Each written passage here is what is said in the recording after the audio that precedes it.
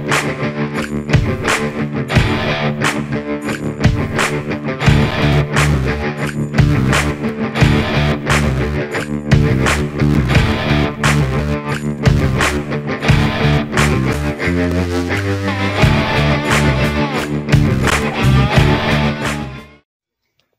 a mobile home, you're going to have to replace your doors sooner or later because they make them about as cheap as they can make them, including the knobs.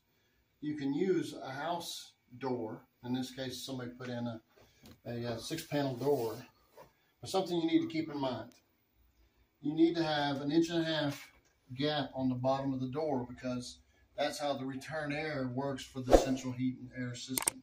If you don't, this room will fill and it won't let any more air come in, and it won't pull out what's in here. So you will never have as much heat or air conditioning as you want if you don't have that return air gap on the bottom of the door. So what we're going to be doing today is cutting these doors off, even though they've been replaced once and they've been damaged.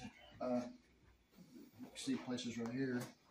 Somebody cut the door down and it was just, instead of a 2x, it's just barely got anything.